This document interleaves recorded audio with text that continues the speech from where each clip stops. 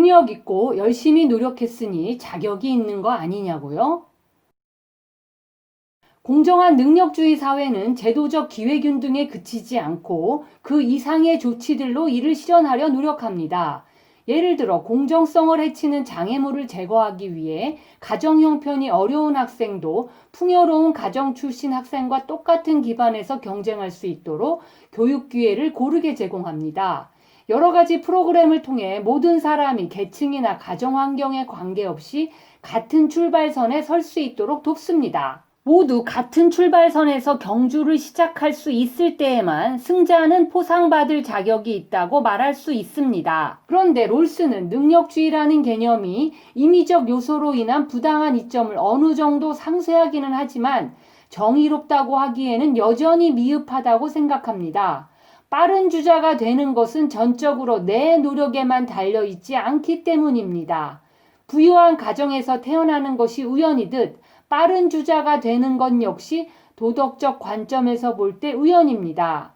능력주의 시스템이 사회적 우연의 영향을 완전히 제거한다 해도 타고난 능력과 재능에 따라 부와 소득의 배분이 결정되는 상황은 여전합니다. 소득과 부의 배분이 역사적 사회적 행운으로 결정되어서는 안 되듯이 타고난 자질에 따라 결정되어도 좋을 이유는 없습니다. 롤스는 능력주의 정의 개념 역시 자유지상주의 개념과 같은 이유로 결함이 있다고 결론 내립니다. 둘 다 배분되는 몫이 도덕적으로 볼 때 인위적인 요소에 의해 좌우되기 때문입니다. 평등주의에 비판적인 일부 사람들은 능력주의 시장경제사회의 유일한 대안은 재능 있는 사람에게 불이익을 주어 평등을 이루는 방법뿐이라고 말합니다.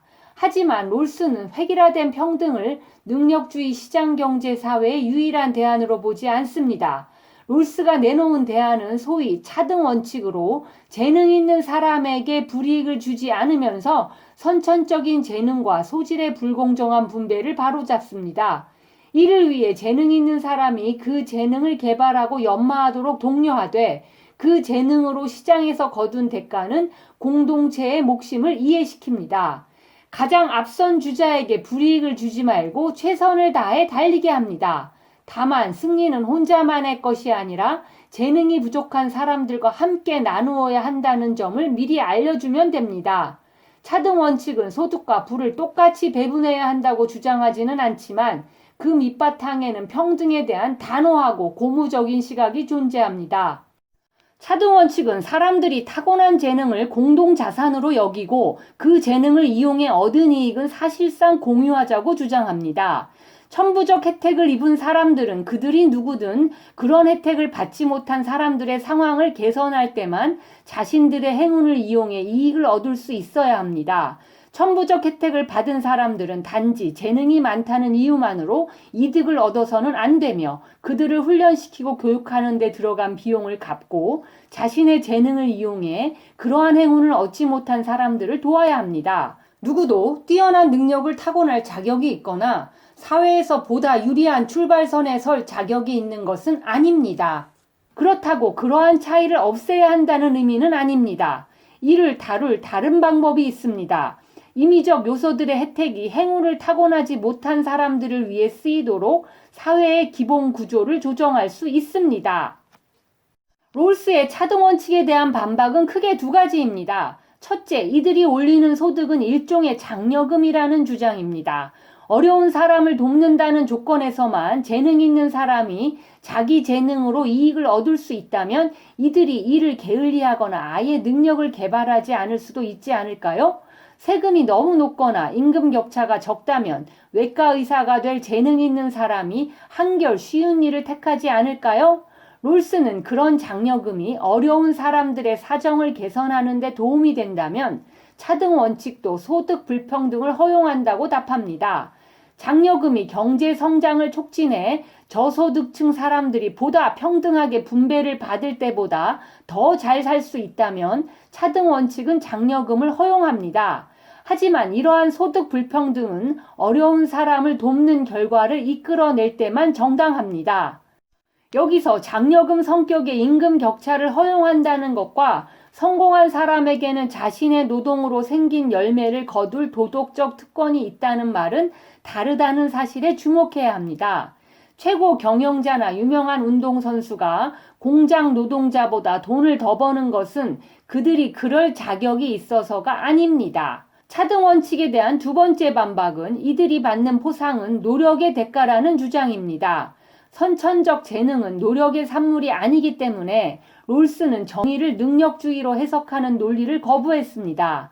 그렇다면 재능을 열심히 연마한 사람은 어떨까요? 재능을 갈고 닦은 노력의 대가는 받을 자격이 있지 않을까요? 롤스는 노력도 혜택받은 양육 환경의 결과일 수 있다고 대답합니다. 노력하고 도전하고 소위 높은 자격을 누릴 만한 사람이 되려는 의지조차 행복한 가정과 사회적 환경에 좌우됩니다. 성공의 다른 요소들처럼 노력 역시 자신의 공이라 할 수 없는 우연한 요소의 영향을 받습니다. 따라서 심지어 노력조차 도덕적 자격의 토대가 될 수 없습니다. 능력주의 사회를 지지하는 사람들은 보통 노력의 미덕을 강조하지만 사실 그들조차 노력만이 소득과 부의 기반이 되어야 한다고 생각하지는 않습니다. 하루에 벽을 4개 쌓는 노동자와 똑같은 일을 하는데 일주일 걸리는 노동자가 있을 수 있습니다. 또한 마이클 조던보다 더 열심히 연습하는 선수들도 있습니다. 실력자들이 아무리 노력을 강조하더라도 그들이 진정으로 포상받을 가치가 있다고 믿는 것은 기여나 업적입니다. 노동윤리가 아무리 노력을 칭송하더라도 우리의 성취와 업적은 최소한 어느 정도는 자신의 공을 내세울 수 없는 타고난 재능에서 나옵니다. 재능 역시 도덕적 관점에서 볼 때 임의적 요소라는 롤스의 주장이 맞다면 분배 정의는 도덕적 자격을 포상하는 문제가 아니라는 놀라운 결론에 이르게 됩니다. 롤스는 이 결론이 정의에 대한 일반의 상식과는 맞지 않음을 인정합니다. 상식적으로 소득과 부 그리고 삶에서 좋은 것들은 도덕적 자격에 따라 배분되어야 한다고 생각하는 경향이 있습니다. 이 경우 정의는 행운의 미덕입니다. 이제 공정성으로서의 정의는 이 개념을 거부합니다. 롤스는 성공으로 향하는 길에 놓인 사회적, 경제적 장벽만 제거하면 누구나 재능이 선사하는 포상을 받을 자격이 있다는 능력주의 사회의 기본 전제에 의문을 제기하며 능력주의 시각을 비판합니다. 우리는 초기 사회적 출발선을 당연하게 받아들일 자격이 없듯이 선천적으로 배분된 재능 역시 당연하게 받아들일 수 없습니다. 타고난 능력을 발전시키는 훌륭한 성격조차 당연히 자신의 공이라는 생각은 문제가 있습니다. 그러한 성격 형성에는 노력의 결과라고 할 수 없는 어린 시절의 좋은 가정과 사회 환경이 크게 영향을 미치기 때문입니다. 자격이라는 개념은 여기에 적용되지 않습니다. 분배 정의가 도덕적 자격에 대한 포상이 아니라면 규칙을 지켜서 열심히 일한 사람도 노력의 대가를 요구할 수 없다는 의미일까요? 정확히 그렇지는 않습니다. 롤스는 도덕적 자격과 자신이 합법적 기대를 요구할 권리라고 부른 것과의 중요하면서도 미묘한 차이를 설명합니다. 자격 주장과 달리 합법적 기대를 요구할 권리는 특정 게임 규칙이 정해지고 나서야 생긴다는 차이가 있습니다. 그런데 이 권리는 애초에 어떤 게임 규칙을 정해야 하는지는 말해주지 못합니다. 정의에 관한 여러 뜨거운 논쟁의 밑바탕에는 도덕적 자격과 합법적 권리의 충돌이 깔려 있습니다. 자격을 중시하는 사람은 부자의 세율을 높이는 것은 그들이 도덕적으로 소유할 자격이 있는 것을 빼앗는 행위라고 말합니다. 또 대학 입시에서 인종적, 민족적 다양성을 고려하는 것은 대학 입학 자격 시험에서 높은 점수를 받은 지원자들이 도덕적으로 마땅히 받아야 할 몫을 받지 못하게 하는 행위라고 말합니다. 다른 이들은 반대 입장을 취합니다. 그들은 그러한 이점을 누릴 도덕적 자격을 갖춘 사람은 없으며 사전에 어떤 게임 규칙을 적용할지부터 정해야 한다고 주장합니다. 그런 다음에야 비로소 누가 무엇을 얻을 권리가 있는지 말할 수 있다는 것입니다.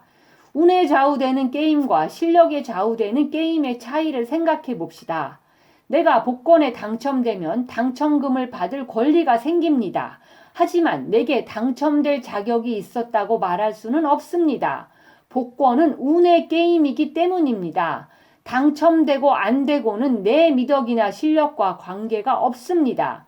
이번에는 LA 다저스가 월드 시리즈에서 우승했다고 가정해 봅시다. 이들에겐 트로피를 받을 권리가 생깁니다. 하지만 이들에게 승리할 자격이 있었는지에는 의문의 여지가 있습니다. 그 답은 이들이 어떻게 경기를 치렀는가에 달려 있습니다. 이들의 우승 원인이 행운 때문인지 아니면 상대보다 월등한 경기력 때문인지에 의해 결정됩니다. 운에 좌우되는 게임과 달리 실력에 좌우되는 게임에서는 승자로서의 권리가 있는 사람과 승자의 자격을 가진 사람이 서로 다를 수 있습니다.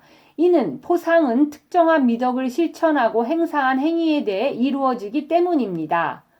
롤스는 분배 정의가 미덕이나 도덕적 자격의 포상에 대한 것이 아니라고 주장합니다. 그보다는 게임의 규칙이 정해지고 난 뒤 합법적 기대를 충족하는 것과 관련이 있다고 보았습니다.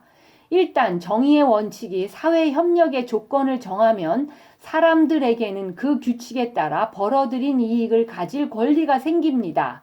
하지만 조세 제도가 어려운 사람을 돕는 데 써야 한다며 소득의 일부를 내놓으라고 요구하면 자신이 도덕적으로 마땅히 받을 자격이 있는 것을 빼앗긴다고 불평할 수 없습니다. 롤스는 다음 두 가지를 근거로 도덕적 자격을 분배 정의의 기초로 삼지 않습니다. 첫 번째는 내가 남과의 경쟁에서 유리한 재능을 가진 것이 전적으로 나의 공은 아니기 때문입니다. 두 번째는 우연적 요소 역시 매우 중요하기 때문입니다. 특정 시기에 사회가 가치를 높게 평가하는 자질 또한 도덕적 관점에서 볼 때 임의적이기 때문입니다. 내게 의문의 여지 없이 독보적인 재능이 있다고 해도 그 재능으로 얻는 포상은 예외 없이 수요와 공급이라는 주변 상황에 좌우됩니다. 내 기술이 우대받느냐 그렇지 않느냐는 지금의 사회가 무엇을 원하느냐에 달렸습니다. 어떤 자질이 사회에 기여하느냐의 평가는 그때그때 사회가 어떤 자질에 많은 포상을 하느냐에 달렸습니다. 임금 격차는 공정할까요? 롤스의 견해대로라면 그 사회의 가장 가난한 사람에게 이익이 돌아가게끔 조세 및 재분배 시스템이 작동하는가에 달렸다고 할 수 있습니다. 많은 임금을 받는 사람은 행운이지 그들에게 그럴 자격이 있는 것은 아닙니다. 성공한 사람은 자신의 성공에서 이런 우연이 차지하는 부분을 흔히 간과합니다. 자본주의 사회에서는 기업과 정신을 발휘하는 것이 도움이 됩니다. 관료 사회에서는 상사와 무난히 잘 어울리는 자질이 유리합니다.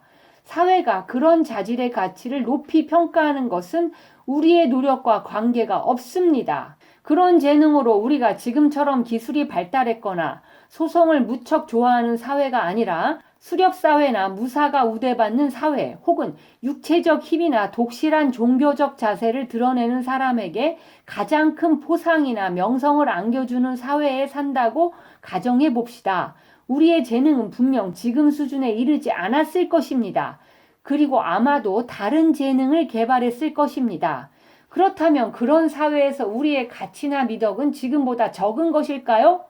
롤스는 아니라고 대답합니다. 지금보다는 포상을 적게 받겠지만 포상의 권리가 적다고 다른 사람보다 가치가 적다거나 자격이 모자란 것은 아닙니다.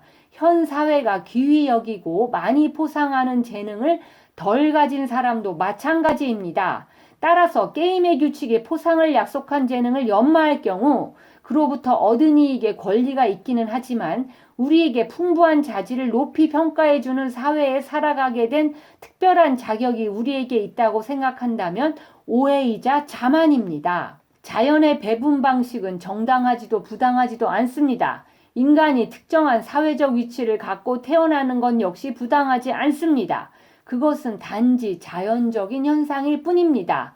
정의냐 부정이냐는 제도가 그러한 사실들을 다루는 방식으로부터 생겨납니다. 부정의는 반드시 인간의 손으로 조정해야 합니다. 롤스는 우리가 서로의 운명을 공유하며 공동의 이익에 도움이 되도록 각자에게 우연히 주어진 선천적 사회적 여건을 우리를 위해 이용하자고 제안하는 것입니다.